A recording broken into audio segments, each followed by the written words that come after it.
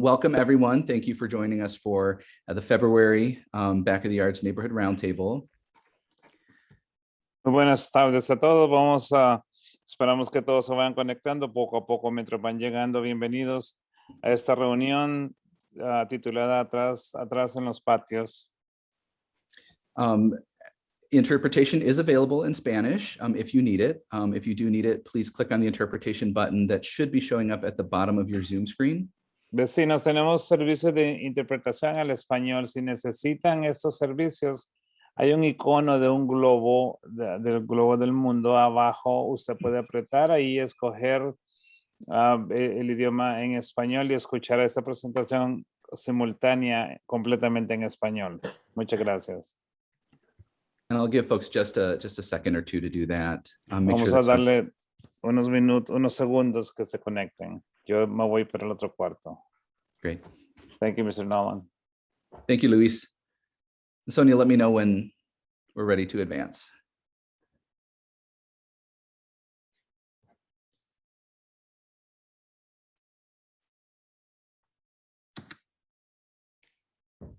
I think we're good. Okay. Yep. All right, thank you. As always, ground rules for this meeting.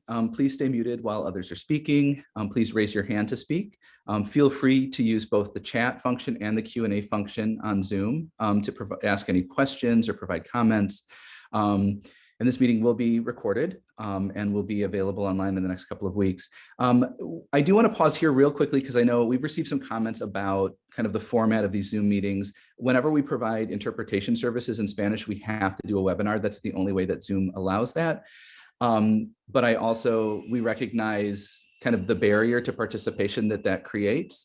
So I just want to encourage folks once again, you know, we really do want to hear from you. We want to encourage you to type questions out, to type in the chat, but also, and maybe even more importantly, to raise your hand, unmute yourself and speak. We want to hear voices. We want to see faces.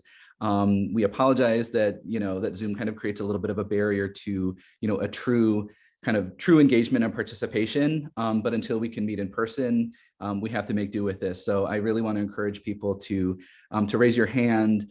And we will, as fast as we can, we will unmute you. You'll have a chance to talk, to turn your camera on. We want to make sure that you're able to participate in the conversation. The agenda tonight, we only have 2 items, but they're pretty hefty items. So the first one is reflecting on the roundtable. We started this conversation back in November in terms of just, you know, we've been doing this for almost 2 years now, and we want to start to have a conversation about what works and what doesn't work, and how can we change the roundtable to make it, you know, work better for everyone, and kind of achieve the goals that the community sets forth. And so I'm going to talk through some of the survey results that we've received over the last couple of months, and then we also have someone with us who will help to facilitate a conversation in just a few minutes. We'll probably take 30 to 45 minutes for that, depending on kind of just how the conversation progresses. And then we're going to switch over to a development project that's being proposed for Back of the Yards. And so we have the development team for Harvest Foods here tonight. They're a local business. They're currently located in, I believe, Archer Heights. And they're looking to stay in the city of Chicago and relocate to Back of the Yards. And we wanted to give you all an opportunity to hear from them, you know, what they're proposing, what the project looks like, and ask any questions that you might have and provide any comments. So that's the run of show for tonight. I will mention, we also, when we sent out the agenda a couple of weeks ago, we had also mentioned the library. I know you're all very eager to hear an update on the library. After having conversations with public libraries and after hearing from folks at the last roundtable, you know, in terms of, you know, people wanting to have more of an opportunity to fill out that survey, to provide feedback, we're actually going to table that tonight.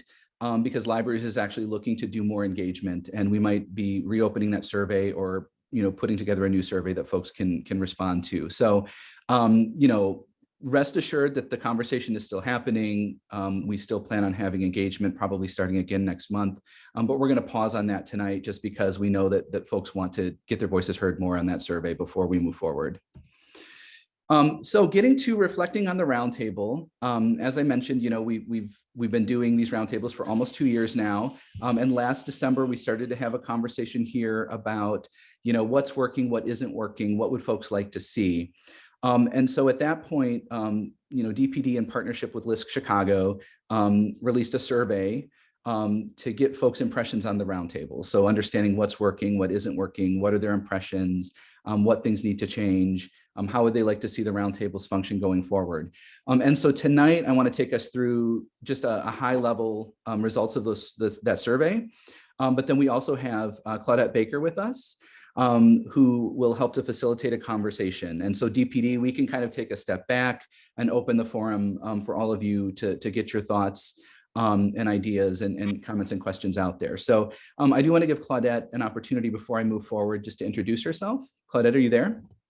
I am here, and good evening or buenas tardes, and I'm Claudette Baker, and I'm sure that you are accustomed to Norma Celadon being here with you, and Norma is a colleague, and we're part of a team of the facilitators that are doing this work with DPD for the Invest Southwest initiative. So thank you for being here, and look forward to the conversation that we will have later around the survey results that Nolan will present. Nolan, thanks. Great, thank you, Claudette.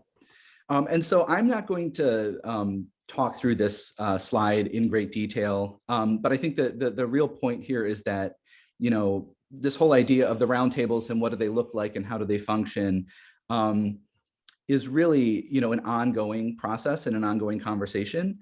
And so the survey that was conducted over the last 2 months, November through February, is just one step in the process. The conversation we're going to have tonight with Claudette is another step, but we really expect this conversation to continue throughout the rest of the year. And the goal is really to make sure that the roundtable is a forum that reflects stakeholders' priorities and visions for the community, and really a genuine forum for engagement and for sharing important updates and feedback about the community. So we'll have the conversation tonight, but we expect it to continue through the rest of this year as we try new things and see what works and what doesn't work. And I think the goal is, at the end of this year to kind of regroup and reevaluate, what's working, what isn't working, and what other changes do we still need to make sure that we're improving the process. So, so for the next 5 minutes, I'm going to share kind of the high level results of the survey. We had really good turnout in back of the yards, actually. So the survey results that I'm going to show here are kind of for all 11 community areas that are participating in Invest Southwest. But we're going to share with you kind of the full survey results that are tailored just to what we heard in back of the yards. Because I'm proud of this roundtable. We got over 50% response rate from kind of our regular folks. So I think that's really great. And as I go through this, I think, it's important to keep in mind, we're not just looking for for you to react to the survey results. We really want to hear from you, what are your own experiences with the roundtable and what works and what doesn't work. And I think, even if you don't see it reflected in the survey results, and maybe especially if you don't see it reflected in the survey results, we want to hear that from you. So with that being said, I think it's important first just to kind of set the foundation here. Who responded to the survey? We received 112 responses over the last 2 months. Some neighborhoods responded more than others. Again, I think Back of the Yards did a really good job in terms of getting responses in. But I think it's important to underscore that the vast majority of folks who responded to the survey are really deeply rooted in the community. So we're talking, the vast majority of respondents were our community residents, property owners, business owners, community organizations that work on the ground.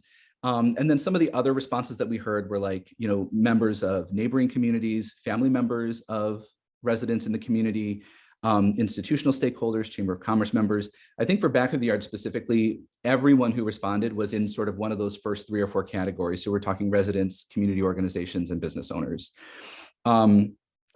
And we asked a number of questions to try and get a sense of how do people feel, how do folks feel the roundtables are working in terms of, are we bringing, a diverse group of voices to the table? Are we engaging properly? Are we gathering feedback? Are the roundtables a good forum for getting feedback and providing thoughts on projects? And so there's kind of deeper results in the full report, but this one particular slide kind of sums it all up. And it was really interesting to hear that the vast majority of folks do agree that the roundtable is a good way of providing feedback on projects as they advance. And most participants or most respondents participate in the roundtables to kind of be part of the discussion, to share their opinions and advance kind of neighborhood and organizational priorities. That being said, what was really interesting is when we ask folks, do they feel like their voice has an influence on decision making? We see a different picture, right? So, around 40% of respondents feel more confident that they have an ability to influence investment decisions and government decisions in their neighborhood.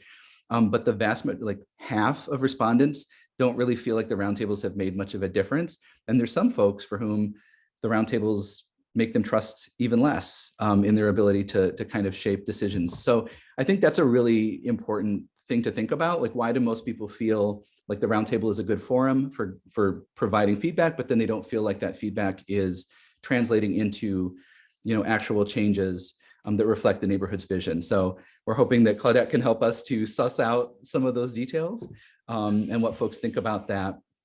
And then we asked the question, who should facilitate the roundtables? Obviously, I think in most cases, and especially here in Back of the Yards, DPD has been taking the lead in facilitating these roundtables. But folks would actually like to see kind of some more collaborative facilitation that would include DPD, but also include community organizations. A lot of folks said they'd like to see the corridor manager involved in helping to facilitate. Again, this data is across all 11 roundtables, but it holds true for Back of the Yards too. So I think we'd be interested in hearing people's thoughts on that. What is that sort of, who should be facilitating and kind of agenda setting in these roundtables going forward? And then in terms of meeting format, obviously we have been 100% virtual for the last 2 years, thanks to COVID-19.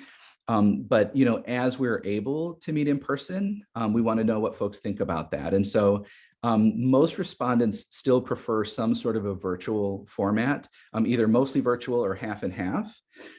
And then, fewer people want to go like back to all in person. And so that's kind of interesting too. Obviously, the virtual format makes it easier to meet, I think, in terms of, we don't have to travel to a location. That being said, we understand that virtual is a barrier to a lot of folks, and even folks who are savvy enough to get on a Zoom call. There's that barrier that we just talked about in terms of the webinar format and not being able to like just unmute yourself or have your camera on, that you have to raise your hand. It feels very structured. And so I think as we go forward into 2022, and hopefully we have more opportunities to have in-person meetings, I think we'd like to explore that as well. Maybe we have, every other month is in person. We'd like to get your thoughts on that. And so those are some of the questions that I think we wanted to pose. And then folks, we asked, what's the one thing that would make the biggest positive impact on the roundtables? And so we heard a lot of different things, but these are some of the themes that came up most often that most people said, and they really revolve around, better, more transparency, more clarity in terms of expectations and timelines and deliverables. I think we definitely hear you on that. And then a lot of the comments revolved around engagement and how do we get more voices to the table and a broader set of stakeholders to the table. And so I think we want to explore all of these themes. We do have a few sort of facilitating questions that I'll put on the screen just to maybe, there we go, just to sort of ground the conversation. But at this point, I'd actually like to take a step back and mute myself and let Claudette take over. And again, before I hand it over to her, I just want to say, if you have comments, if you have questions, if you have things that you want to share, please make use of that hand raise function. Raise your hand. We are happy to unmute you, allow you to talk and kind of share in the conversation. So with that, I'll hand it over to Claudette. Thanks, Nolan. And as stated, we want to get started with what's your initial feedback, reaction to the results that's been presented at a very high level. And so are there comments? How do you feel about or think about what's been stated?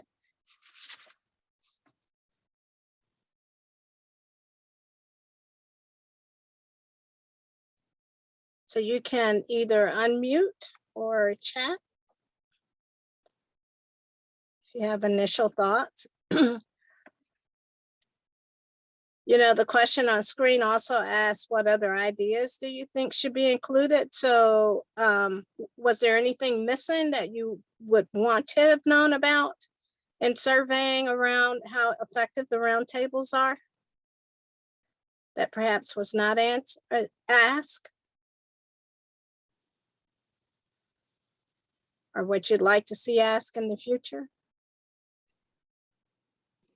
I will say we have one comment from Consuelo Martinez in the chat, who sort of confirms what I mentioned, that she says it's true. I feel like, we're not taken into account on the webinar format, that it makes it very difficult to participate. Okay.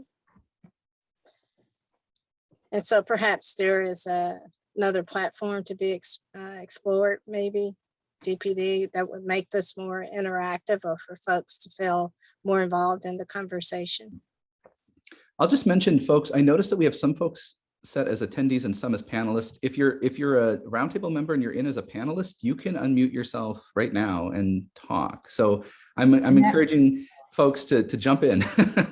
And actually, Nolan, everyone, I'm promoting all of our attendees right now to panelists, just to make. Perfect. That's even So, better. That's perfect. Yes, please feel free to speak up, everyone. And then we don't even have to unmute you. Yeah. I was just going to say, this is Bruce from the Peace and Education Coalition.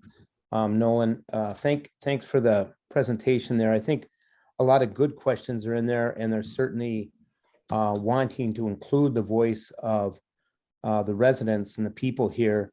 I kept thinking as you went through it, the difficulty is always how do you be inclusive of residents, So the webinar presentation, yeah, it needs to be worked on, that whole thing, but getting the voice of this community into play is really critical. There's a lot of good people out there reflecting on these questions, but they haven't been heard just yet. And I'm hoping as we go through this whole new effort of listening is helpful, and I'm hoping for those ideas that would be inclusive of people. And we'll continue to reflect on that. Thank you for that, Bruce. That's the question of this format and in a webinar, as to how you can be taken more into account or hearing from each other. And I do think if it is an opportunity to have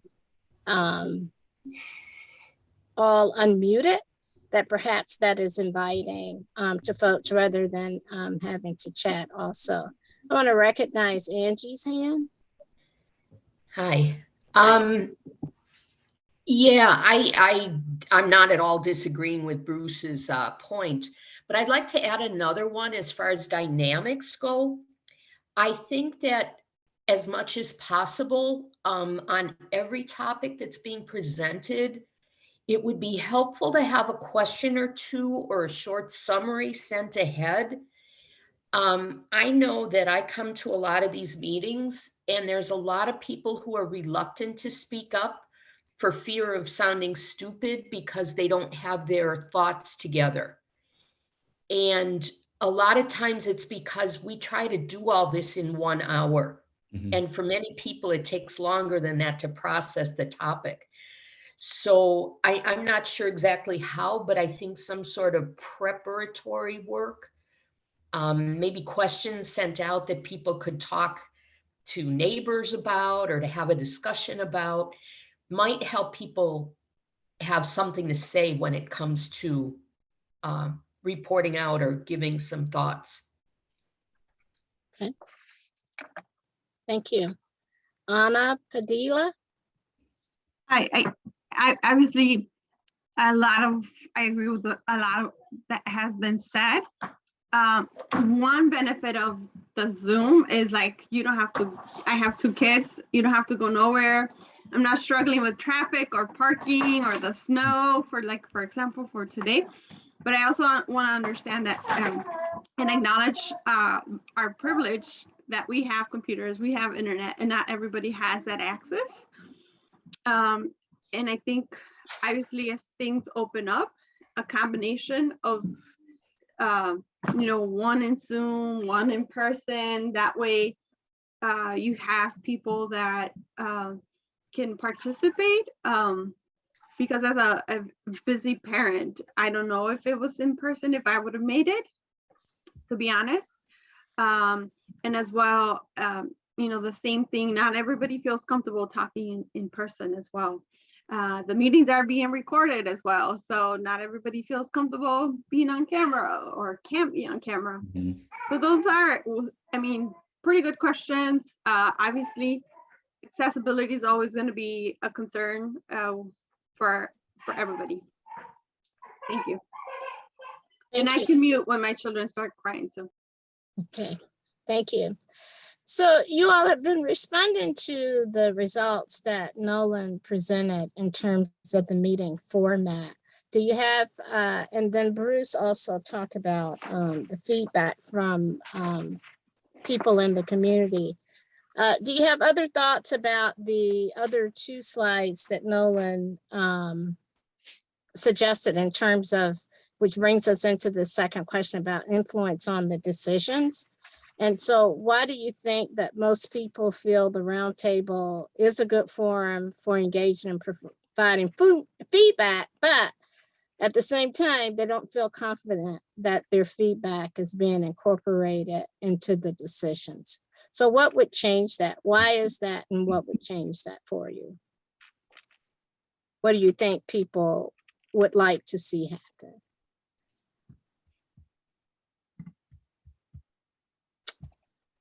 Alderman? Oh, sorry, give me a second. I've been intently listening to you guys, and you guys know what you're doing. Obviously, you're pros. I've been an alderman for a long time. Obviously, Bruce Wellams is somebody that I know for over 20 years, and a couple other people on the panel. And I used to go to his church, Holy Cross, and there'd be 1,000 people there at any given hour. And that's how word got out. That's the pew, that's the conversation. That's what, people went to church, but they also went to receive all types of information. It's hard to get 1,000 people in one place, but Bruce Wellens was able to do it. And so, on a roundtable with people having jobs and people having different schedules, it's going to be difficult to get everybody on the same page. But I think informing people in informal settings is also important. And then carrying back these ambassadors, if you will, that are in the community, carrying back the message and being point for places like a church, and giving information to people so they can also hear feedback from them. At the end of the day, I know my constituents very well. They like to see action. They like to see things getting done. And, they see results, and they like the results, and they'll judge you by that. A lot of them can be involved. So we have to use different ambassadors, and that could be an aldermanic office as well. We all got, take part in the well-being of the community, and that's getting the word out in various ways. Sometimes at CAPS meetings, sometimes, in a church setting, or in a, there's Davis Square Park in back of the arts, and that's a place that has a lot of liveliness in the summertime, or as soon as it opens up, right? Not to say that it's not in the wintertime, but there's always programming, and that's where people kind of congregate, and that's where people kind of, get to see each other quite often. And so those places have to be part of the network. Getting folks to simply listening on a computer and being part of Roundtable is, I think, is definitely something that should be done, because how else can you make decisions and you present information like the way you're doing it now? But I go back to creating ambassadors for this. Otherwise, it becomes difficult. A lot of people don't know. They don't receive it. I use social media to get a word out on everything I do.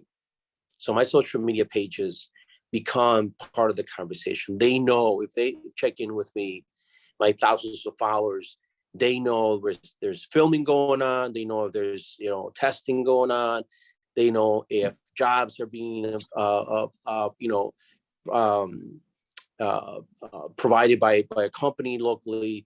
They, if I have a project, if there's an outage, if there's, whatever that would be, I put it out in social media. And so they're attuned to it.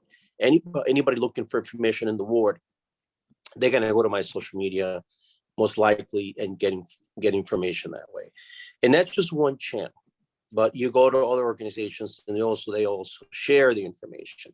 And that's what we ought to do. We ought to share information so that everybody's informed and they can be part of the discussion, either informally or formally. But they also, a lot of comments, people can weigh in comments, and sometimes nice comments, sometimes not so nice comments, but people have the choice of participating. And so, it's never perfect, obviously, but there's always the intention and the education that goes with it. And I think everybody here right now is listening. It knows and understands what I'm saying. And I'll let others speak, but that's just sort of my thoughts. Thank you, Alderman. And the takeaway is large dissemination and diversity of distribution channels, communication channels from different people, different sources to widely distributed throughout the community. Alderwoman, I see your hand. Thank you, Ms. Baker. So first of all, first and foremost, let me say to everybody who continuously gets on the calls time after time, I thank you, because we have been doing this for a while. I do appreciate you all and the conversations, but I feel like the community, I come to the table, I give my input, and I'm not listened to. And it isn't until it's slapped into y'all face that now we want to have this conversation. We went from having everybody on a Zoom call, and I'm speaking, this is not a conversation that Nolan and I did not have. We went from everybody being on the Zoom to everybody being able to raise your hand to now this thing around, it's a webinar. It feels impersonal, and people are taking their free time. They work full-time jobs, they have other things to do, and then they get on here and they're not listened to.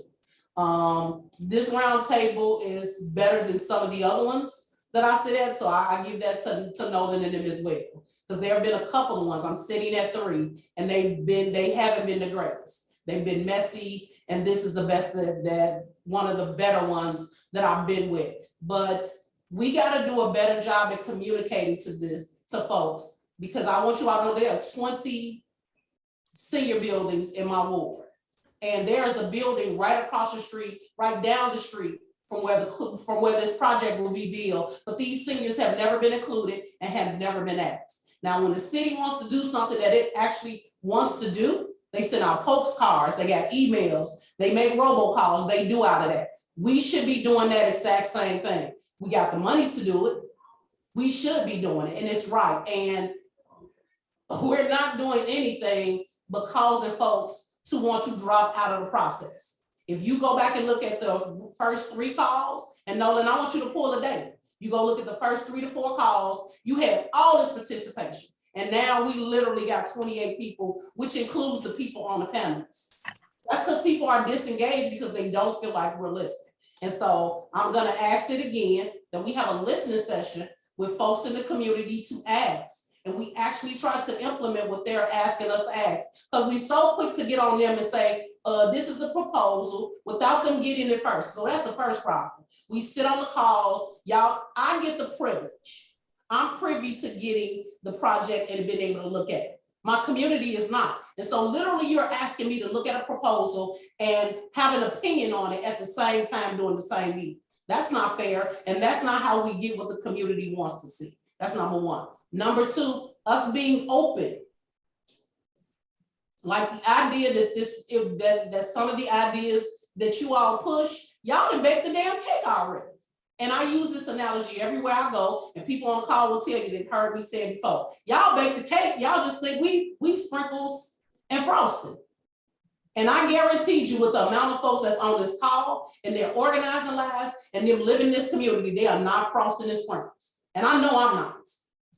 And I've had this role for 2.5 years. And so what I want y'all to do is really listen to what folks have to say. Your survey, yeah, that's nice, but I want to hear from people directly, because you know what happens after every last one of these meetings? I'm on the phone till 10 o'clock because I'm trying to explain to people, please believe in the process, be open, like listen.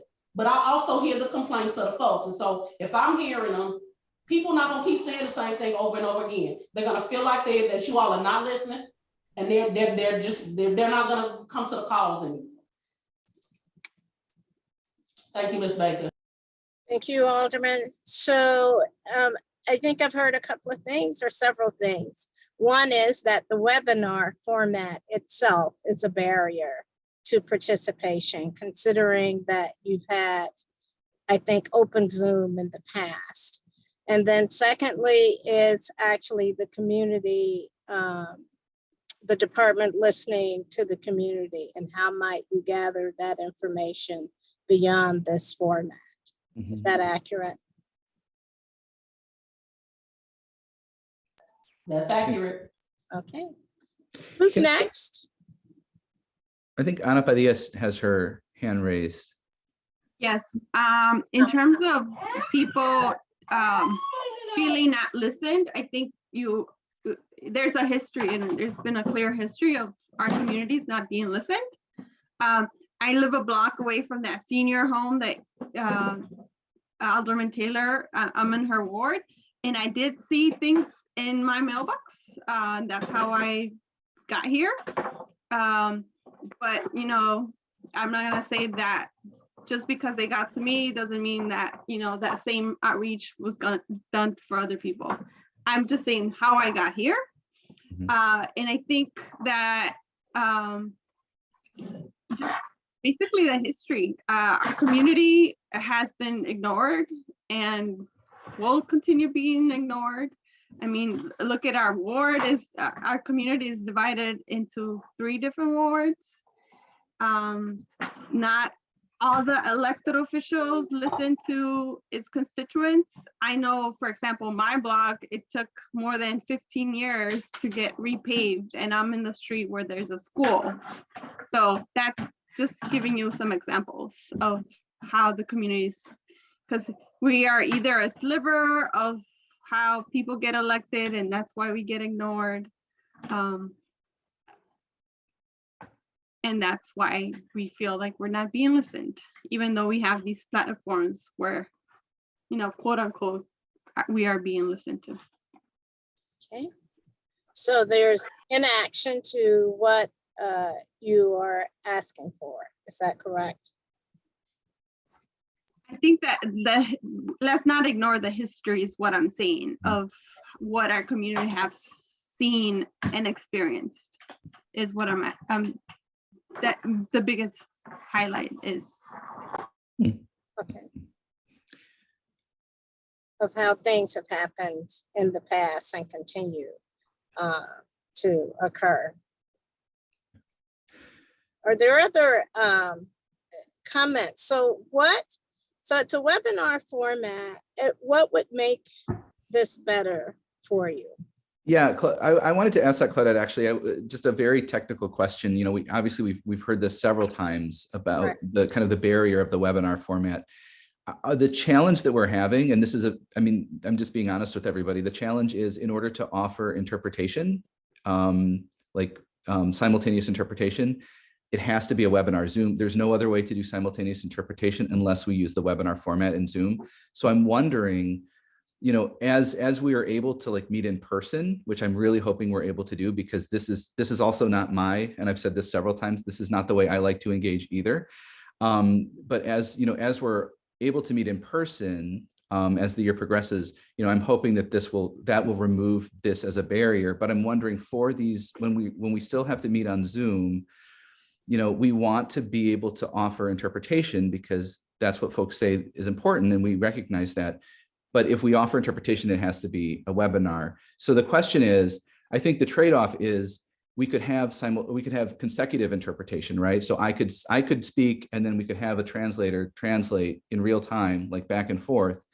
It would make, I think that might make that would remove the barrier of the webinar, but it means the meetings might have to be longer. And so I'm just wondering what folks think about that trade-off.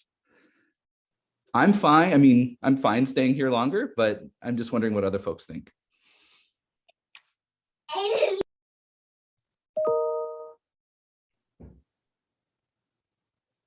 Thoughts around that? I see Consuelo has raised her hand. Sí, Yes, sí, Consuelo. buenas tardes. Mi nombre es Consuelo Martínez. Yo hablo español, entiendo poquito inglés y trato de hablar poquito inglés. No está muy bien, me da todavía mucha pena, pero gracias por dejarme entrar en la reunión por Zoom. Yo estaba ahorita a través de webinar y me sentía como excluida del grupo. Me sentía como no tomada en cuenta, como que no importo. Yo vivo en el sur de Chicago. Yo vivo aquí, soy inmigrante y aquí en el sur muchas mamás quisieran entrar a estas reuniones, quisieran saber qué va a pasar con nuestro barrio. Y no pueden porque es un webinar. ¿Saben qué se hace cuando escuchas un webinar? Solo lo prendes y lo dejas ahí, que sigas hablando, sonando, sin prestar la debida atención. Porque como no te vas a sentir escuchada, sientes que no importa. Pero sí podemos hacer un Zoom aun cuando las reuniones sean largas, aun cuando las reuniones tomen un poco más de tiempo. Esa es diversidad, eso es ser inclusivo. He tomado reuniones en un programa de padres mentores en donde vemos más de 500 padres tomando un taller de aprendizaje. Y hay traducción al mismo tiempo en español y en otro idioma que es mandarín. Yo creo que deberían de utilizar la herramienta como se debe, ¿verdad? Es al mismo tiempo. Usted va hablando su inglés y la persona, cuando yo escojo español, va diciendo todo al mismo tiempo en español. Yo creo que sí debemos de utilizar las herramientas, hay que aprender a hacerlas y hay que tomarnos el tiempo, porque sí nos interesa saber qué pasa en nuestra comunidad. Recuerdo haber entrado al último webinar y sí hablaron de que van a arreglar bonito todo mi comunidad. Me dio mucho gusto, pero en realidad prefiero que arreglen las calles. El pobre carro que tengo viejo se va quedando ahí, en los hoyos, en los baches que están. Yo necesito prioridades en mi comunidad. No necesito flores y bancas bonitas. Necesito cosas importantes, más que eso. Gracias. Thank you, Consuelo. I'm sorry, this is Jim Hartman. Do we have someone who can interpret what she said? I am very interested in hearing what Ms. Martinez had to say. This is the Alderman Cardenas. I can interpret. Wait. What happened to the interpreter? Didn't we have an interpreter on the call? So the interpreter, it's simultaneous interpretation. So the interpreter is actually on a separate channel. And so anyone who needs Spanish interpretation is listening to him in real time. So it's happening at the same time. So does it mean then that he cannot interpret what she said into English? We can see if he can jump over. Then there is your primary problem with the webinar, okay? And hopefully it won't be a problem. And I didn't mean to interrupt you, Alderman, but my thing is language access, okay? And the issue is on Zoom, you can do an interpretation, all right? So to say that you can't do it on Zoom is not true. You can do it. That's what we're literally what we're doing. Right. That's what they're doing. They do have an interpreter. That is what we're doing right now. Well, yeah, but except that They wanted the interpreter the cannot. question earlier was, do we want But to the question was, she made her statement in Spanish. Can't he not put it in English for the people who need it in English? He's in another channel. Just a moment. Let's have one person speak at a time. And I believe Linda is asking for interpretation. The Alderman is saying that he will interpret or restate what Ms. Martinez said. Alderman, If I may, can you share? basically, He's she not said that. interpreting then. He's not interpreting if he's saying basically. All right. Well, I mean, no, look, I'm gonna interpret. I said basically because I don't want to be long-winded, to be honest with you. Basically, so the webinar it's excluding her. The webinar is including not just her, but anybody that's participating in this process. And when they hear about a webinar, they turn it on and they just tune it out because they're not going to be included. They're not going to participate. And so it's for naught. That's what she said. Right. That's bottom line what she said. So Linda, Yes. do you have, your hand was raised prior to the Alderman, and the Alderman is telling the interpretation. Was there something else that you wanted to? No, I think Alderman Lopez is saying if we can do Spanish, English to Spanish, why can't we do Spanish to English? That's the issue. So it sounds, Linda, and believe me, it goes smoothly. Okay, Listen, if you've Linda. got a good interpreter, it'll go smoothly. So I'd whether like it's to- consecutive or simultaneous interpreting.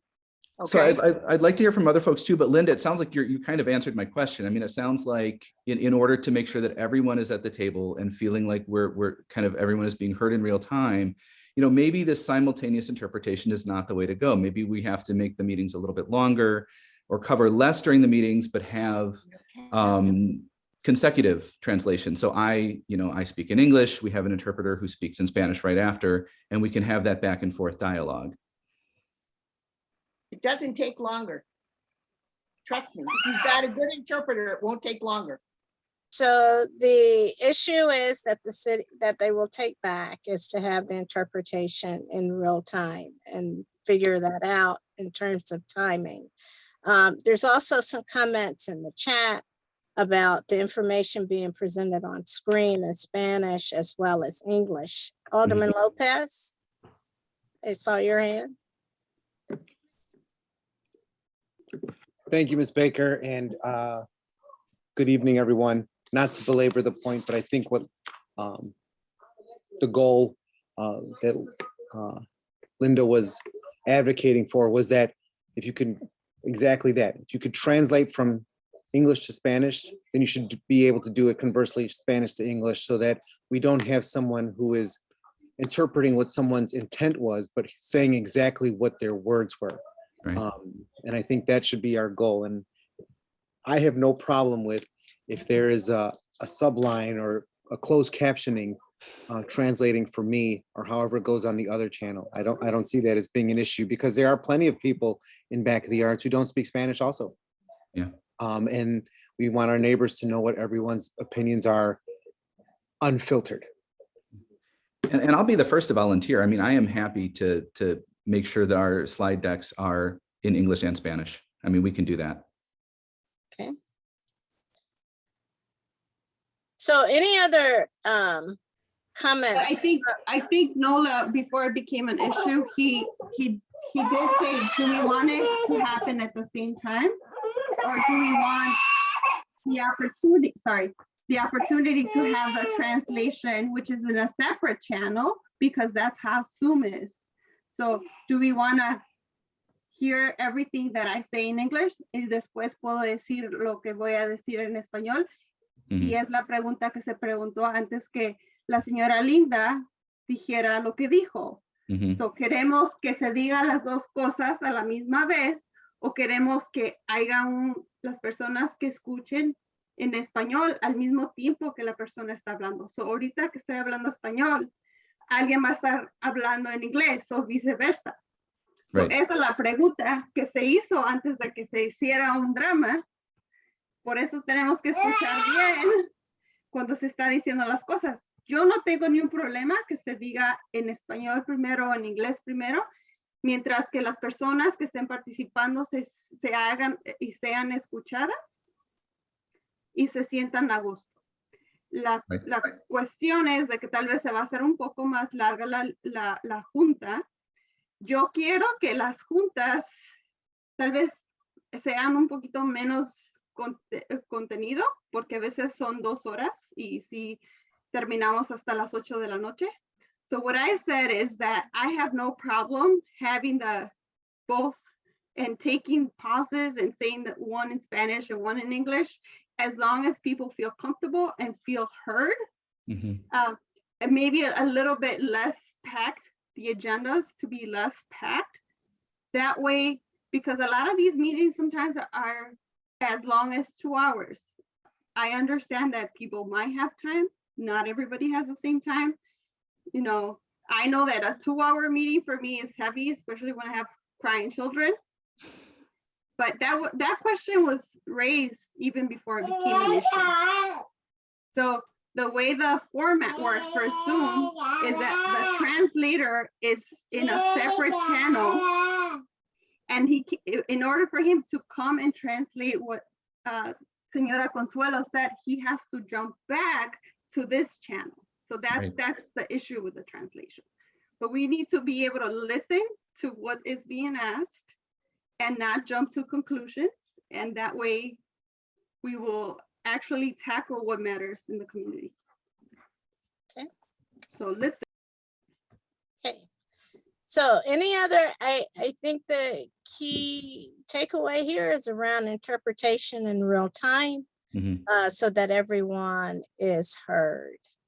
And you all will work on that for the next meeting, either managing the agenda or extending the time. We will, yeah, I think we have a lot to work on for the next meeting. Okay. Hear it loud and clear. I will say, just speaking of time, I know we have one more item, and I'm sure that there's going to be a lot of feedback on that one. So I just want to flag that to you, Claudette. I think we may have just a few more minutes. Okay, I was getting ready to ask you about a time check, Nolan. So in light of that, everyone, who should facilitate these roundtables and how often should you be meeting?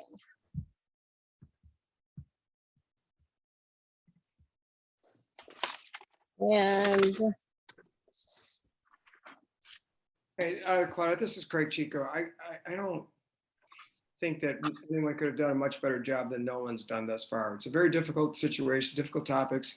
He's in the middle of a lot of things, given his role at the city and the different opinions that arise at these roundtables. But yet he keeps everybody on task. I'm not saying this to get a better Christmas present next year from you, Nolan. The reality is, though, it's a difficult job, and he's been able to disengage his emotions and make sure everybody's heard to the best of our abilities, et cetera, et cetera. And I don't know if we need to make many changes. It's just one person's opinion. I think he's done a good job, and I don't think we need to change much. Maybe we could co-facilitate if you guys want to think about something like that going forward, but I think it's a difficult thing. thank you. Alderman, is your hand raised in response to this, or is that an old hand raised?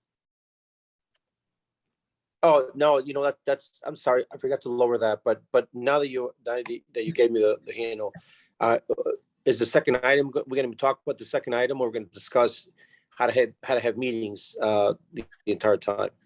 No, we're moving to the second item. So why don't people feel confident in providing their feedback? That is incorporated into decisions.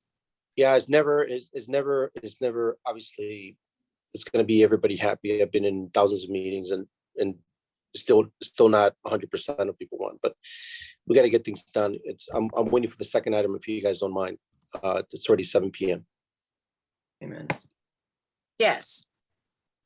So we have heard some of that. It's been in some of what the roundtable members have discussed around trust, the history in the community. So some of that has been stated. Other feedback from the roundtable participants around why you feel, why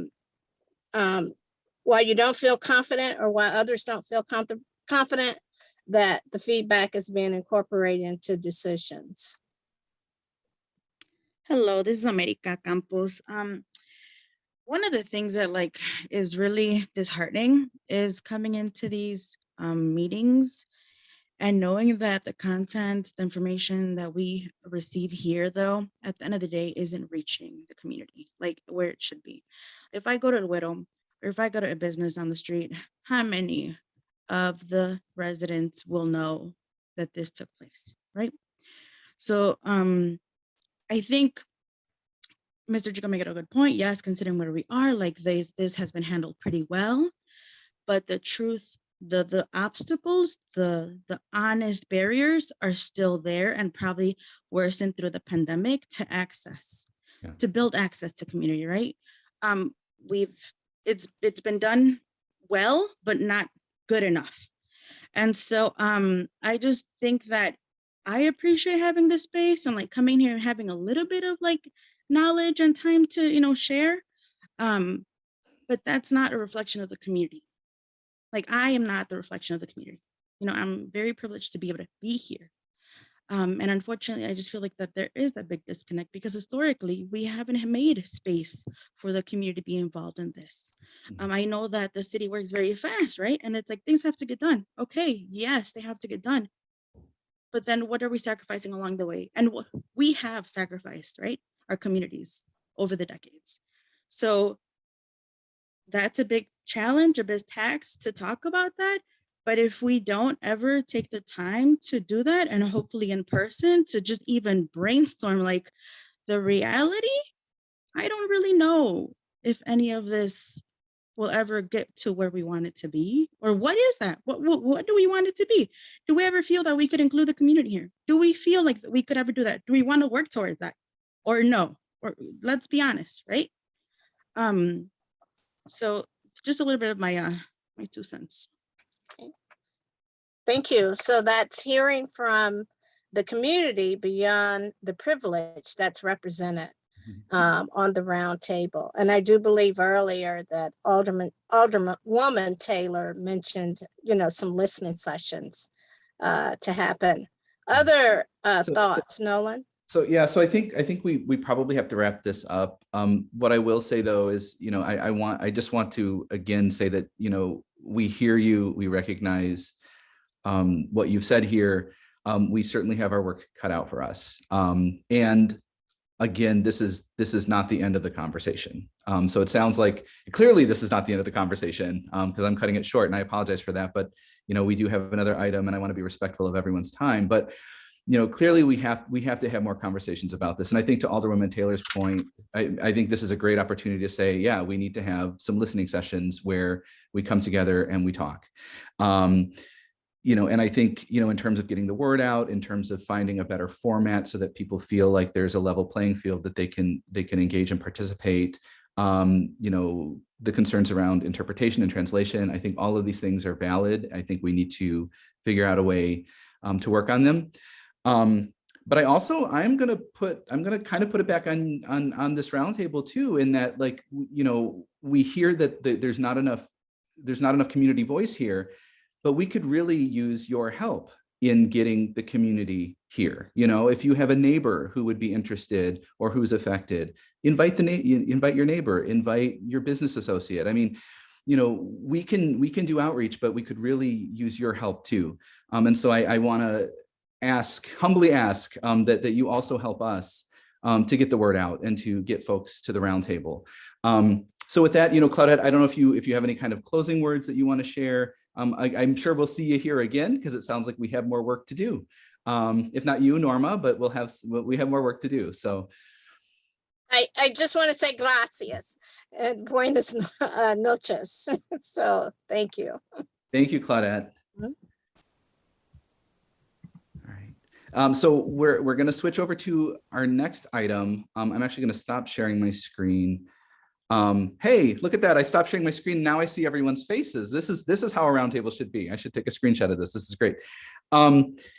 So I know we have representatives from Harvest Foods on the call, Danielle, Jason. I don't know which of you, Danielle, are you going to run the PowerPoint? Do you want me to run the PowerPoint? How are we?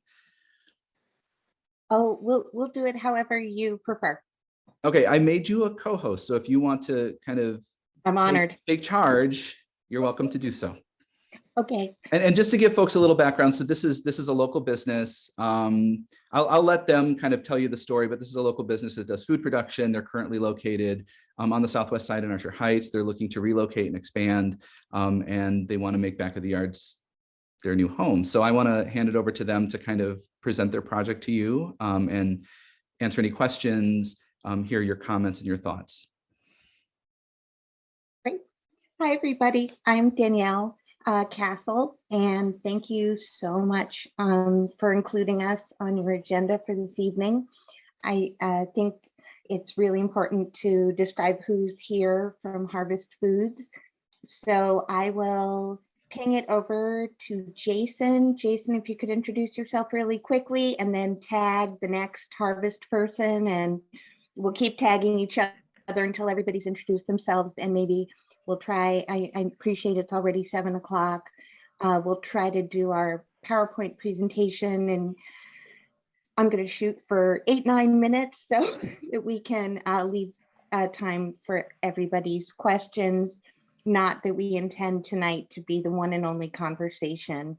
But okay, tag, Jason, you're it. Great. Hi there. Good seeing everybody. I've enjoyed this process. It's fascinating to see everyone come together and share their hearts and their thoughts. And that's why we're here too. I've been very blessed to be a small business owner. We've been in business over 20 years and been in Chicago 15 years, about 3.5 miles from back of the yards. And we are in the frozen food industry. It's very exciting. We package and blend and season frozen fruits, vegetables, pastas, you name it.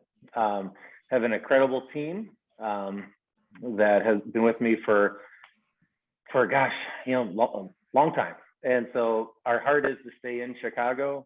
We're in a very old, tired building that was built in the 1950s, and we've been very blessed to grow the business there and be successful. But we can't hold it together any longer. So we really need a new home. So we come from very humble beginnings. My dad and I started the business with 2 phones, 2 computers, a lot of prayer, a lot of phone calls, and we were just trying to fling frozen fruits and vegetables to distributors and manufacturers throughout the Chicagoland area. Eventually that expanded, and now we package and distribute across the whole country. So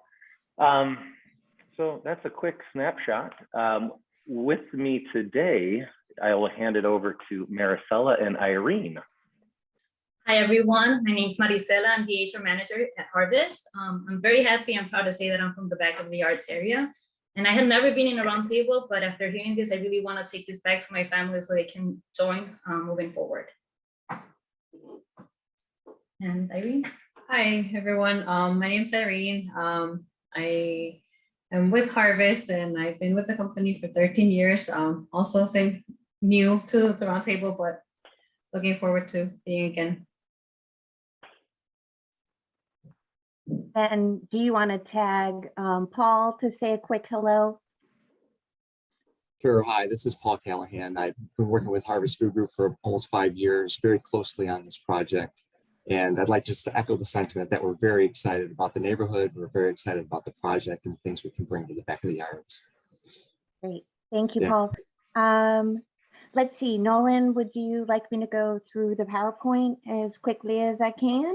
Yes, please. Okay, I am going to do my best to share screen. Okay, I think I know how to do this. I'm hoping folks will give me a smile if they can see my screen. Yes? Can folks see my screen? Can you see it now? Now we Seeing can. it in photo? Yes. Oh, wonderful. Okay. I will try to do this as quickly as I can. And I hope everybody can see my cursor move around. So the subject property is outlined in orange here. This is 46th Street on the south. This is Wolcott on the east. There is no street here, but to the right, you can see that, hopefully, that is 45th Street.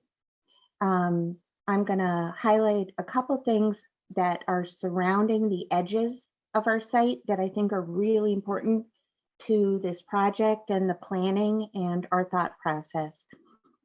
Starting on the north, this business here is 7D Construction, which is a landscaping company.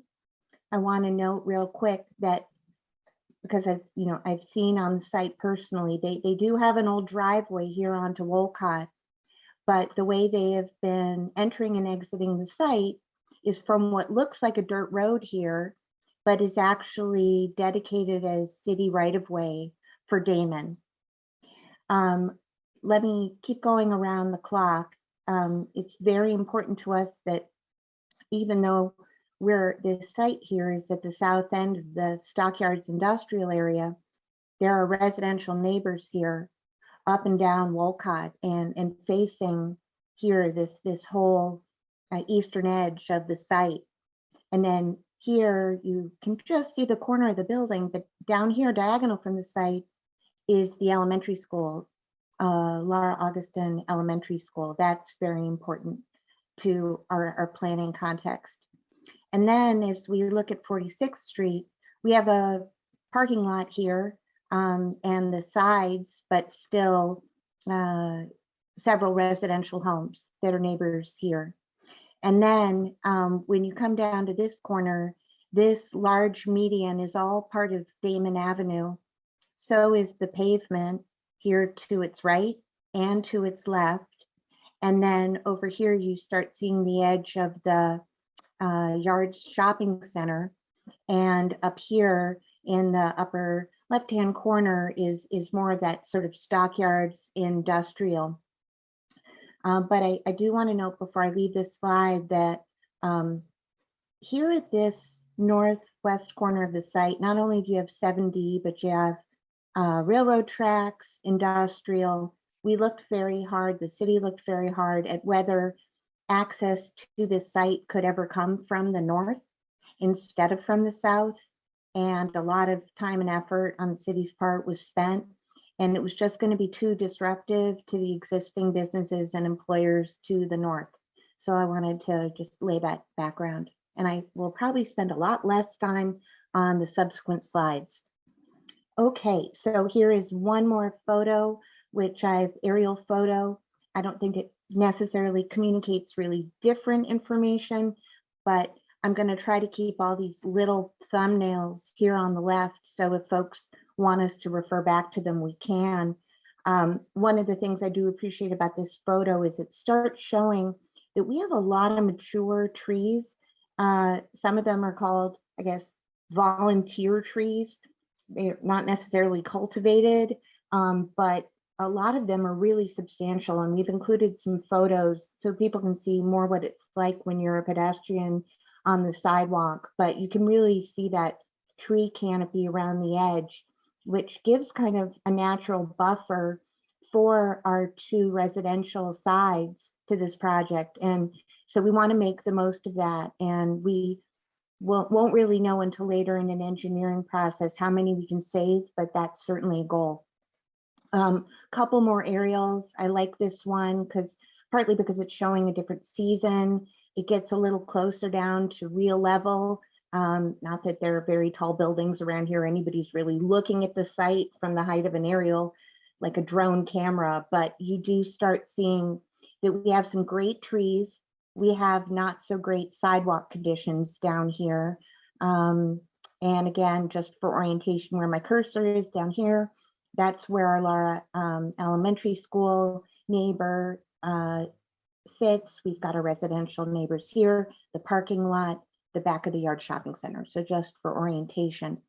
Now this is a similar aerial photo, but now you can see downtown here, we've done it from it's taken from a different vantage point. You can really see those existing trees. You can see the condition of that Damon right-of-way. It really sort of feels like a dirt road at this point. There's 7D construction to our north. There's I don't know the right word to use, the camp where folks are squatting and living right now. You've got the remnants of the old factory buildings. The site has been owned by the city for about 20 years. It's been vacant for 20 years. It's been off the tax rolls for 20 years. I've got one more photo here. This is as if you're standing really with your back to the Yards Shopping Center. and you are looking east towards the site, I also want to note that the whole western edge of the site has these above ground power poles, and we are really not sure at this point how we're going to contend with those. One last aerial before we really get into the concept drawings for the project. Just again, I think it's helpful to see these various aerial views. And also I want to note, and I don't want to pick on anybody, especially anybody who's contributing jobs and economic activity to the city, but take a look at how this industrial building looks up here in the upper right-hand corner. I'm sure it is incredibly functional, and looks like a lot of what has been built over the last decades, in the last couple of years, but we don't think that communicates what Harvest wants to bring to this community, or would be a suitable look for an industrial or manufacturing building that's adjacent to residential. And now I want to go into our project. Let me try to do this as quick as I can. Here is our site layout. Let me highlight that here's Wolcott, here's 46th Street. We have absolutely no driveways for cars or trucks anywhere on Wolcott. For life safety, emergency vehicles only, we'll have an entrance here, and we'll put, signage that makes very clear nobody comes in or out here except for emergency vehicles. Similarly, oh, and by the way, there are existing old driveways on Wolcott and on 46th Street. Those are all going to be decommissioned. On 46th Street, no cars, no trucks. We want to keep all of our vehicular movements away from the homes and away from Lara Elementary. As I mentioned a few minutes earlier, entrance from the north wasn't feasible because of all those businesses to the north, and that makes this site pretty much landlocked except to enter from the south. So we would put in approximately $2 million into a construction project that either we would oversee or the city would oversee to improve Damon all the way from 47th Street up to 46th and up to 45th. That would create the only access that would be used, not only for the Harvest project, but also for 7D. The cars would come from this side of the median, not the side where the residential homes are. Auto traffic would come here, park in the parking lots. The truck traffic would all be brought here. We've turned and reoriented the building multiple times and tried to land in this formulation so that all of the truck activity would be as far away and car activity would be as far away from the residents as possible. Harvest originally proposed a larger building. We've shrunk it down to as small as is functionally possible so that we could leave a whole 30 feet here on Wolcott and 10 feet here on 46th Street for a buffer area that would be landscaped. I know I'm going on too long and it's almost 7:15. I'll try to go a lot faster. This is a quick massing plan. Again, we tried to put the taller portion of the building, which has to be connected to the loading here on the north. Again, we can come back to any and all of these slides. We can stay as long as you guys need us to stay. Here's a little bit more of the landscaping detail. I know there's a lot on this slide and we don't want to, rush you guys through this, but let me at least give you a sense of what slides are here for us to show you. There's a cross section here. This would be the building wall along Wolcott. And what you see here, this black shape, would be pergolas. Basically, let me take you to the elevations. Sorry, my computer's going a little slow, where I've tried to circle these or put ovals around them. There would be 4 along Wolcott. There would be 3 along 46th Street. we looked all around both the neighborhood and abroad and other parts of the city and other communities to think what would we like potentially the buffer area to look like, and how could we make this more of a community space, because the buffer areas will be open to the public at all times.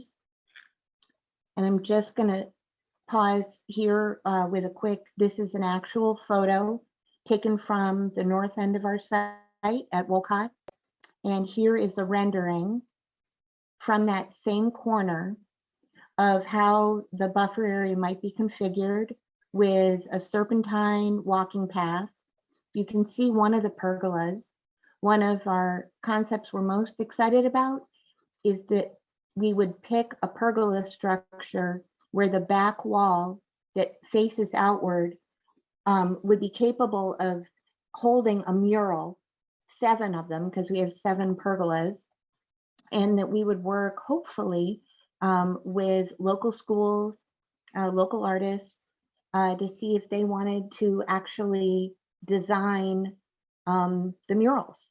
And we're really at the beginning of the concept, so I won't have a lot of details about how they might be fabricated, but we really love the idea of making this space as comfortable and beautiful and usable as possible.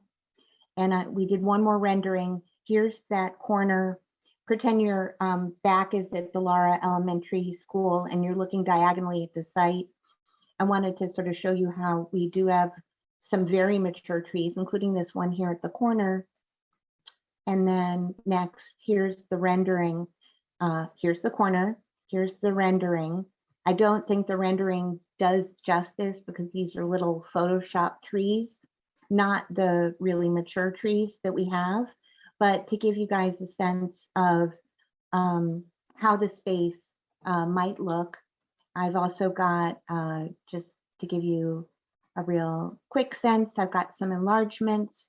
These are not actual, murals. We would want to plan all of those.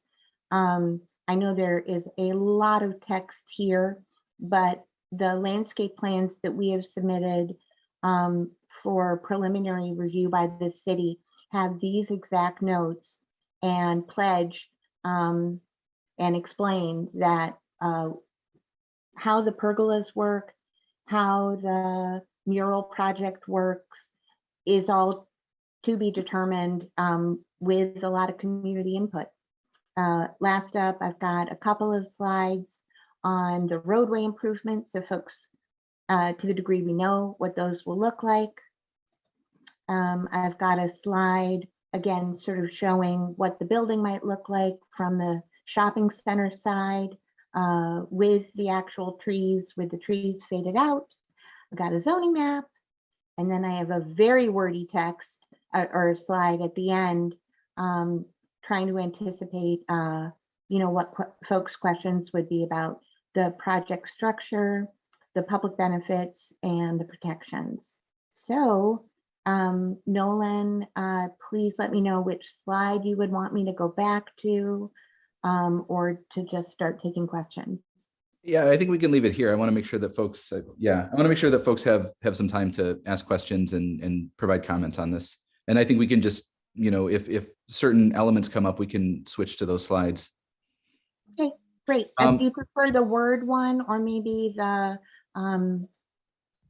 this one? Sure. Yeah. I mean, your preference. I don't think it'll matter. There's already a few. Let me see. Let me scroll back up because the chat's been pretty active. So I just want to scroll up. And I'm just looking at the chat, so apologies. That's okay. No, actually, so as I scroll back in the chat, Alderman Cardenas, I see you have your hand raised. If you want to go ahead, and I'll get to the questions in the chat after. Well, I'm going to do it in English and Spanish as all as possible with time constraints. But thank you. Obviously, I want to thank everybody for being in the chat and in the presentation. This is a long time coming. This project, it didn't wasn't looking it was going to end up this way. But as background, in the last redistricting I had before this, I had back of the arts and I worked on the backyards high school, which a lot of people don't know that, but Bruce Wallace was around in that time. Craig Chico was around. Fabio Flores was around. A lot of those folks on the chat were around more than 10 years ago. And a lot of remediation issues also were part of that high school, because in that lot, Fernandez Auto Parts was there, and they had obviously let they let a lot of the oil seep into the ground and contaminated several feet. Really near also some water wells that were there, but everything got cleaned up. The price tag did rise to 95 million when it was all said and done. The high school got built, so I'm familiar with sites that are challenging and that need remediation. This happens to be one of those sites. What type of remediation? We're going to talk about that. We're going to be disclosing that, but it is doable. It's going to take some work, but obviously, having gone through all of that process, we're here. We started in reality with annexing or trying to annex the Yards Plaza into this lot, but it didn't quite get there because the other owners got into financial trouble, and now that's changed hands as well, and so we don't know what's going to happen with that. But this lot has been a constant pain for both the 12th Ward and the 15th Ward. Homeless people live there. You clean it up and it goes back to square one. For many years, in the beginning when I first got elected, it was a Cavalier construction container site that was also very badly managed, and we had to put a cease and desist on the property, and Cavalier had to sell to the city. This is how the city ended up with this land that you're hearing about it. Fast forward with Harvest Foods comes into play. They wouldn't want to leave the city. They're growing tremendously. And this site, just from a timing standpoint, happens to be available. And when we kind of looked at it, we looked at the road, we looked at dynamics of how to exit, how to enter. And, obviously it's very challenging. Damon used to be a bypass. So all that land is city land, but towards the 43rd Street, it is not. So you really can't cut through Damon to 43rd Street to create an exit or a street. So you got to come back to 47th in this case. And this is where you'll see the plans. And I know you're going to get copies of all of this, as you should. This is a work in progress. It's a right they can build. Obviously, I believe, Nolan, if you can correct me, but I believe it's an M1-2, which allows for this type of activity. But they also need our help with, someone asked if there's TIF assistance. They are asking for a 6B, which is when you invest in a property, when you develop a property, you can try to access that opportunity, that tax credit, so that when you capitalize it over a period of time, it just lessens the cost, easy to finance, and it's a tool that we use to keep businesses in Chicago. Every month we have those in City Council. We approve them when they pass muster. So that's really in a nutshell. You got the presentation, you got everything there before you. This is a job creator for the community. Obviously, they're going to hire locally. They're going to bring a lot of people from the area. Please explain the ramifications of a 6B to the people on this call. The 6B is it's allowed by law. It's allowed through the Cook County Assessor's Office, and it basically it comes from the fact that you have this instrument that can be approved through City Council approval that they get a tax credit. It's like you asking for a tax credit in your bill if you ask to do the same thing. It's just simply that they get to pay half the property tax amount that they would otherwise pay. And like I said, that allows them to capitalize that a little bit better. And your real estate taxes are not impacted by this. And on the contrary, the more folks are paying taxes into this area, the better off you are when it comes to the assessment cycles that the assessor does. If they are going up, I don't know if they're going up. This Assessor Kagi takes care of that. This is not even built yet. So, but the more taxpayers, commercial and manufacturers in your area, the better off you're going to be. Thank you, Alderman. And so I think you may have just answered a fair number of the questions that were in the chat. You know, the first question Angie had asked, you know, we understand that the land has incredible remediation issues. How can a food company use it? What I try to explain is how can you build a school and the land needs to be remediated? Well, you can remediate it up to the standard of having students in the environment, and the same thing you could do it for a food company. Mm-hmm. And you answered Ana Padilla's question about the TIF and tax cuts. I'm just scrolling through the chat now to make sure that we caught everything. Yeah. Oh, I'm sorry. Can I just jump in on a couple quick things? Sure. Just let me try to do this in 30 seconds. Essentially, we're going through environmental studies right now. We'll have to come up with a proposed remediation plan. That will have to be approved by both the city and the state. I've worked on similar projects, and I would say in the simplest terms, everything that's contaminated down to a depth is going to have to be scooped out, removed. It's going to have to be disposed in accordance with all laws at some off-site location, which is very expensive. Then clean soil is going to have to be brought in. And then basically there's going to be a cap, an engineered barrier over almost all of the site, maybe the entire site. And then I know truck traffic is of great concern to people. I wanted to point out, and I believe this whole presentation is going to be made available to everybody. Yes, but when you get to slide 7, on the side, there are all of these notes. And right now at Kildare, I believe the average is about 24 to 25 trucks per day. And while we definitely hope to incrementally grow over the years, it's not going to be an astronomical growth beyond that. And so we're really talking about an average of 1 an hour over the day, though it's not like we get 1 at 4 a.m. and 1 at 1 p.m. I mean, there are hours of clustering, but truly it's only 24 to 25 trucks per day. And somebody was unclear about where they're.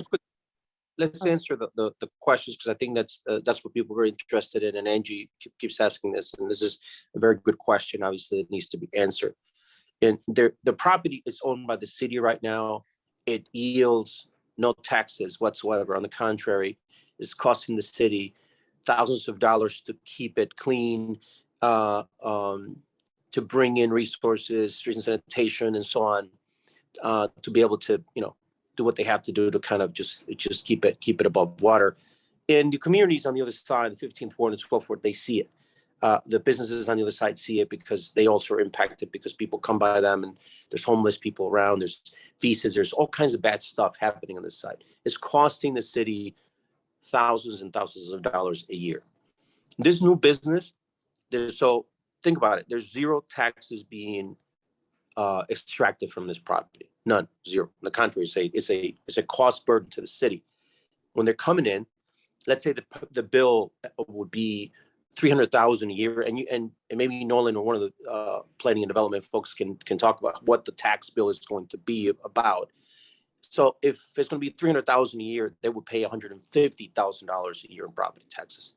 Not to mention payroll benefits and all kinds of benefits that the community takes in, because people are going to be working nearby, and so the taxes itself is sort of an economic cycle that spreads to the community, and that's a benefit that cannot be overlooked. So I'll take, Nolan, you can go from there.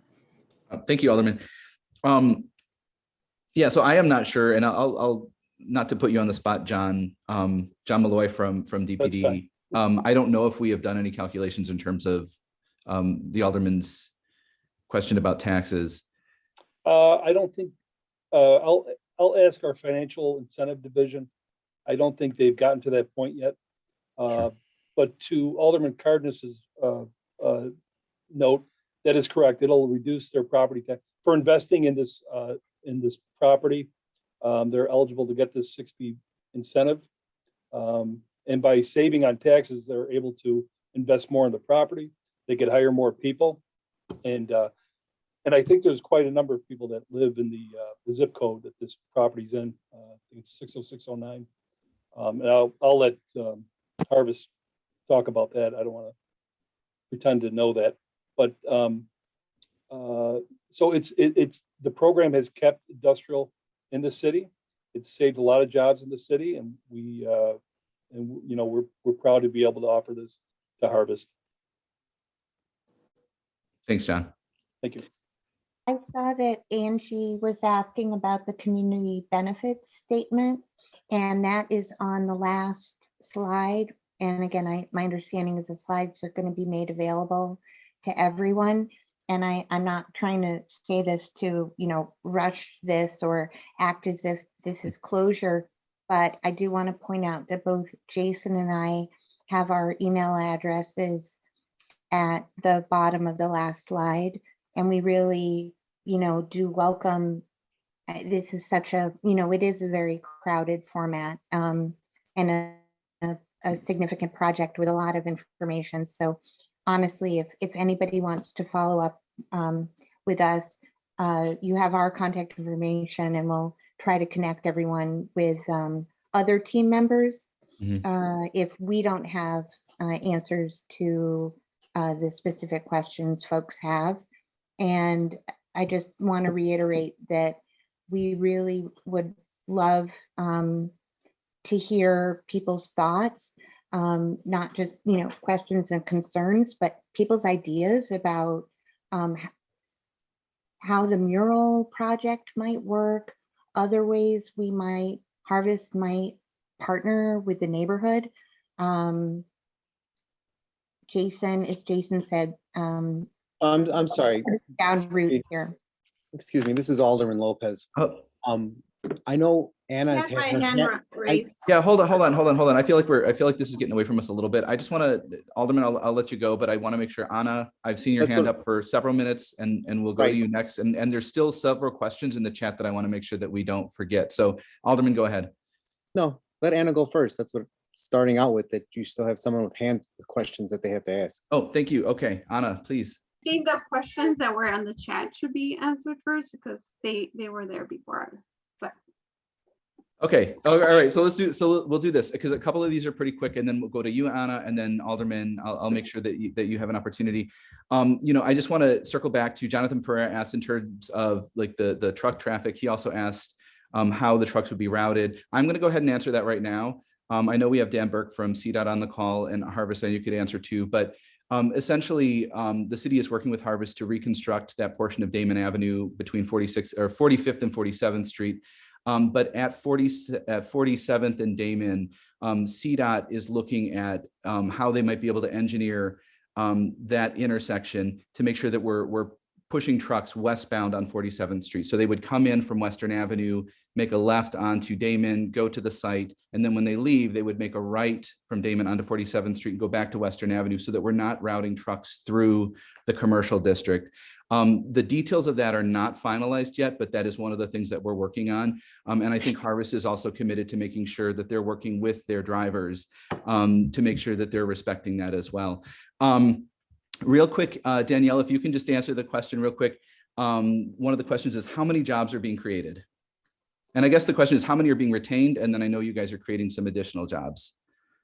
So jobs fluctuate depending on the time of year and customer needs, but on average, it's a minimum of 200 at Kildare, even in the slower periods. And we're going to contractually commit to 10 years of at least 250 jobs. Great, thank you. All right, Anna? Well, one is, will the workers have a living wage is one. And then I know that one of the locations that was proposed for like the new landscaping is on Damon. So how is this plan gonna affect the area? And then with the concern with the traffic and which route it will go, one thing is what we want and what we tell people, and another thing is what like their GPS or like truckers do. So like when people are getting deliveries, all of that, a concern with the traffic and just because you have a school in front. We have horrible mountains that we call speed bumps in our communities, full of speed bumps, and they're really high. So my concern is with, you know, trucks turning where they're not supposed to, and there's a lot of trucks that get stuck because the streets are very narrow. And we should really, speed bumps is an issue that we need to discuss. Thank you, Anna. Danielle, Jason, can you guys answer the question about wages? Paul, or anybody from the Harvest, Marcella or Irene? Sure. I just want to mention that we do pay above minimum wage. And then we do have other skilled roles. So we pay according to their skills. Benefits? We offer benefits, medical, dental, vision, 401k, critical illness, PTO, and life insurance. So yes. Great. Thank you. Alderman Lopez. Thank you, Nolan. Thank you, Nolan, and to the members of the community that are still here. I think that one of the questions that I would like to know, and I do know that you guys have been trying to sit down this past week. I've been ill since last week, but is this project is not final, correct? Hardly. Yeah, you're right. It's not final. So I think while we're being talked to like it's a done deal, I think it's important for the community to know that it is not. I also know that you're only fixing one block. So what will happen to 46 to 47th Street on Damon? Oh, that's also being reconstructed. So That Damon whole from stretch will be reconfigured. Yeah. So I think the explanation given was that trucks are going to be shifted west. Now, Alderman Cardenas mentioned that the high school was built there. So we're going to be shifting more traffic west towards the high school. That already has a traffic issue with that intersection and lights and a lack of signaling there. Is any of that going to be corrected with the increase in traffic that's being sent that direction? I'm going to put Dan Burke, if he's still with us, I'm going to put him on the spot. But I will say I know that you know, we also have the streetscaping initiative that several of you on the call have been involved with. Vanessa Irizarry has done a few public meetings. That was addressed through. So this is iterations. I'm sorry to interrupt. This is a work in progress, as I mentioned in the beginning of my conversation, because I think it's been over a year since when I first started talking to Harvest Foods. And I myself put him through the ringer on the road and the enhancements that need to be made on Damon. And we looked for another route, obviously, to 43rd Street. We just couldn't do it. So we wanted that as the first priority, but we just couldn't do that. But yes, Hoyne and the traffic modernization needs to take place in order for truck traffic to go that route, just like we're doing on Damon as well, doing that on Damon because of truck traffic and next to the school that's there. So that's very much paramount to community safety and things that we talked about. And we'll use, I think we talked about using also TIF funds out of still the 47th in Ashland TIF or my Western in Archer TIF as well. Be pouring through that.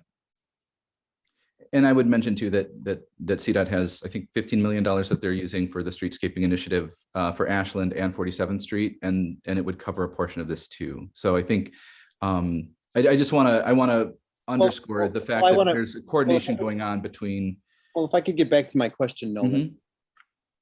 15 million for streetscape and beautifying the corridor of back of the yards, 47th Street and Ashland. I don't think should be going towards addressing an issue of a future development site. That should be their issue. That should be CDOT's issue. If you're beautifying 47th Street for the community, that should be our issue. That's where that money should go. Like I said in my statement, we addressed that issue. And Excuse me, Alderman Cardenas, but I did not interrupt you. So I'd like that same privilege. That needs to be said. It's already 8 o'clock almost. As I was saying,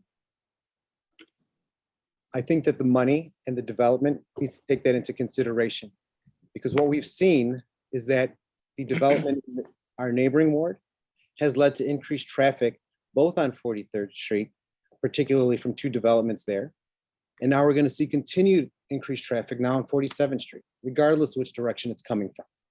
So I want to make sure that this is not done, that the community, obviously, just the few members that are here have generated over 24 questions. I'm sure the greater community would have more. So I want to make sure that as we're continuing this discussion, that people take the community's concerns to heart, because I don't think that we can just push this through for the sake of pushing it through. 20 years it's been an eyesore. It's not going to kill us to have a more thoughtful conversation so that people have buy-in, as opposed to feeling yet another development negatively impacting their communities being rammed down their throats. Thank you. Thank you, Alderman.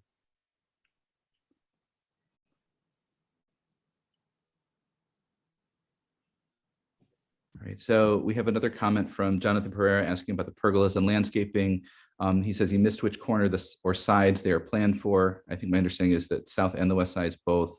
But it seems like targeted feedback from residents on Walcott and 46 blocks, as well as Lara Academy, would be best.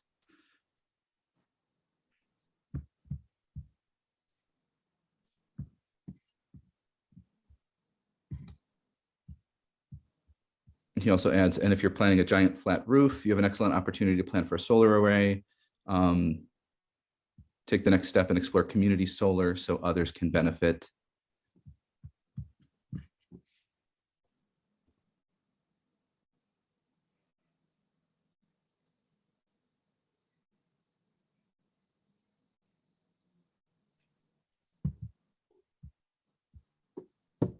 Now I feel like I'm just talking to myself. Is there anyone else? Oh, you're not. We're listening. It's just that it's people are dropping off. If I can just say, Nolan, I think in the beginning you mentioned you invited them to give us this presentation, right? Yes. Okay. So what is going to be done to target the community like that lives around, this proposed project? Because once again, we've been talking about how people are excluded, right? Like, I'm glad that we're here to get this information because we want to know what's being proposed, what's being considered. We want to see new jobs created, paying fair wages. We want all of that. So thank you for being here, but also do more, reach out to the community, find the community where they are. If you're going to be moving into the community, then that is what you're signing up for, right? So if we can just make that clear, and I understand it's close to 8 o'clock. So I thought it was just really important, again, point to make. So please, let's just, not have to repeat it every time. Nolan, real quickly, it's Craig. Thank you, America. Can you just clarify what was said earlier about the truck traffic? 24 trucks in a day, is that over a 24-hour span or an 8-hour span? I'll let Harvest answer that. Also, I see Paul and Jason, you both have your hands raised. So if you can answer that question and then. Yeah, hi, this is Paul. Go ahead, Paul. Okay, sorry. This is Paul. So our shifts for production and so on we have run 2 shifts. So trucks will be running from approximately 7 a.m. till somewhere near 7:30, 8 p.m. So it's over a 12-hour period. So it's about 2 trucks per hour over the shifts that we run. Thank you. Thank you. And then you both have your, go I ahead. just wanted to address the whole community involvement, which we so want to do. I don't, this is a new process for me personally, and we want this to be a happy thing for everybody. And you know, it's there's a process here, and we're not swooping in as, you know, telling anyone what to do. You know, we want to make an impact in the community in a positive way, and that starts with good dialogue and conversation. And we don't have all the answers. We do have a deadline. We have a lease that's expiring in Archer Heights, and there definitely is some urgency. So as Danielle said, you know, email me, call me, and happy to talk about whatever you want to talk about. And I wanted to add something as well. So like I mentioned before, I am part of that Back of the Yards. I grew up there, and I have already gone to the community and posted job openings. As of now, I have been to at least 15 places along with other co-workers that are helping me. So we do really want to be part of the community, and we're here for that, and to hear everyone's, you know, ideas and concerns. But I just want to know that we are present in the community, and we want to just do our best to help out and reach out. I mean, I grew up there, and being now the HR manager, I just want to say that I want to be here to answer any questions and concerns that others may have. Thank you.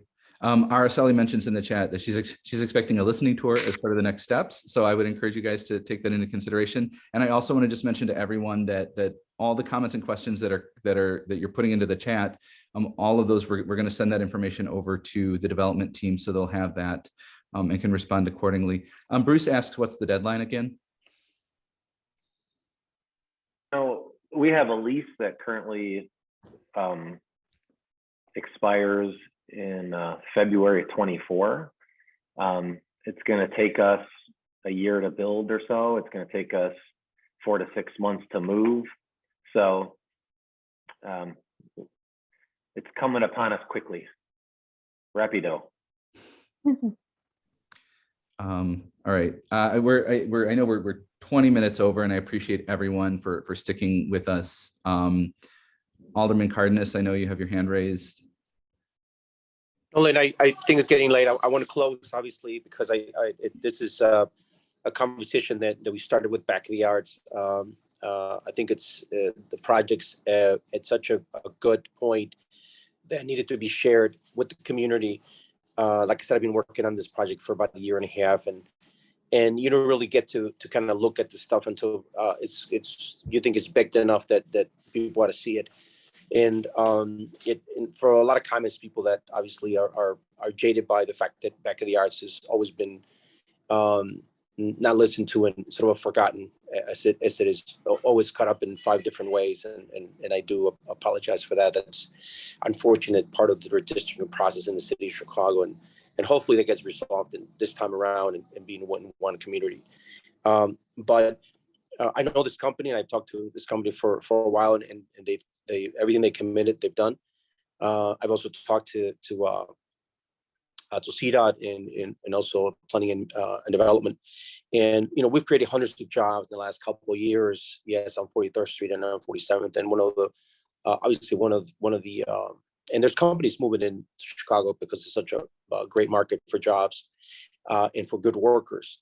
And I'm committed to modernizing the infrastructure that we have for traffic. Unfortunately, it's a part of life that we get to move goods and services from point A to point B. So we're going to be hopefully taking a very this year aim at Western and Persian, and those viaducts, those that are such a pain in the rear to a lot of folks, to move traffic. And there's going to be a couple more spots that we're going to be looking at, and hopefully we get to the community so that they know that everything that we're being done, it also coincides with modernizing our roads, because we need to get folks in and out and make them safer.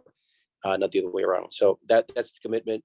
And of course, next time that you have a meeting on this, it won't be the last. but there's a deadline to be had, and I do obviously understand that, and everything that they've done so far, they've come through on that. So in terms of the money, it's got to come from sole source of this project and the adjacent amenities that we have. We will not be taking money from anyone else to make this happen, and the company understands that because we talked about this. It wouldn't be fair to anybody except us to be able to source that through either 6Bs or CDOT's planning when it comes to road infrastructure and making sure that if this plan works for the city, then also money is allotted through different funds that we control. So I'll end with that, and I wish everybody a good night, and good to see Bruce Wellams and Craig Chico and Fabiola and all those wonderful people that I know for many, many years. Thank you, Alderman. Thank you.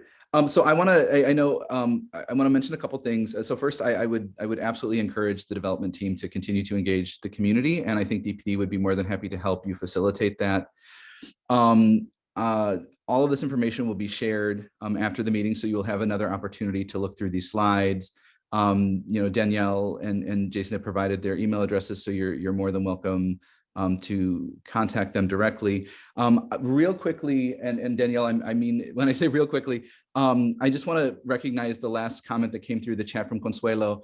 She's asking, what does the community gain from this? Are you going to guarantee respect or protection? Like, are you going to protect pedestrians? I'm assuming that's referring to kind of 47th Street. And then, will you provide any space, any part of the space to be used by the community? So I just want to give you, I wanted to recognize her comments, and I also want to give you an opportunity just to mention very quickly some of the benefits that this is providing in terms of the public space. Sure. In terms of respecting and protecting the community, that has driven all of the site planning work that we've been engaged in for months and months and months now. And that included setting back the building 30 feet on Wolcott and 10 feet on 46th Street to create public space that everybody in the neighborhood is going to be able to use and hopefully enjoy. And in terms of protecting the neighborhood, I think that's why we worked so hard on the circulation patterns to keep all of the vehicle activity all the way over on the shopping center and industrial sides of the site over on the west and the north.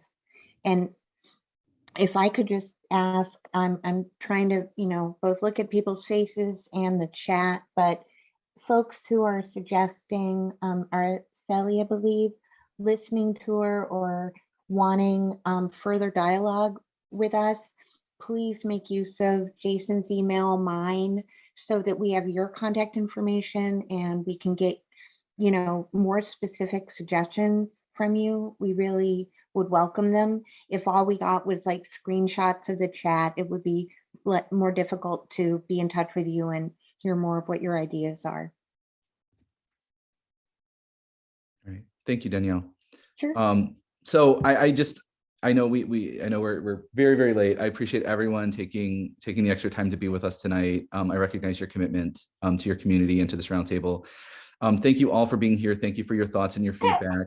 I think we have a lot of work to do. I'm referring back to that last session, but even this, I think, highlights that we have a lot of work to do. So I appreciate all of your time and effort. We'll get this information out to you as soon as possible. We'll get the roundtable recording up on the website for folks to view it. Anna, I did translate for Consuelo, but I can, or did we lose our interpreter? Oh no. I don't know if I can translate all of this. I apologize. But I want to thank everyone for being here tonight.